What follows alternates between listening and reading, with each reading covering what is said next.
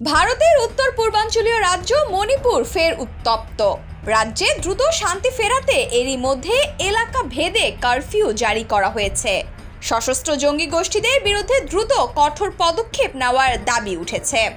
এছাড়াও এন বীরেন সিংহের সরকারকে 24 ঘন্টা সময় বেঁধে দিয়েছে মেতেই সম্প্রদায়ের আন্দোলনকারীরা।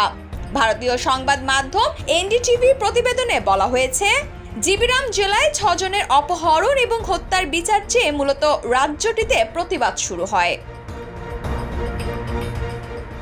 প্রতিবেদনে আরো বলা হয়, শনিবার রাতে এই প্রতিবাদ বিক্ষোভ পৌঁছে যায় মুখ্যমন্ত্রীর বাসভবনের সামনে।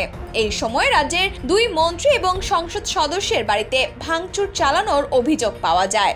পরে নিরাপত্তা রক্ষীরা কাঁদানে গ্যাস ছুড়ে পরিস্থিতি নিয়ন্ত্রণে আনে। গত কয়েকদিনে নতুন করে উত্তপ্ত হয়ে উঠেছে মণিপুর।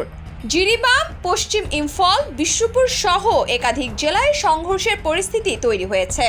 এবার পরিস্থিতি নিয়ন্ত্রণে আনতে বৃহস্পতিবার থেকে রাজ্য জুড়ে 6টি থানা এলাকায় নতুন করে চালু করা হয় সশস্ত্র বাহিনীর বিশেষ ক্ষমতা আইন। মণিপুরের স্থানীয় সংবাদ মাধ্যমের খবরে বলা হয়, শুক্রবার জিরিবামের একটি নদী থেকে 3 জনের লাশ উদ্ধার করা হয়। অন্য 3 জনের লাশ শনিবার পাওয়া গেছে। নিহতদের 3 জন নারী ও বাকি 3 জন শিশু।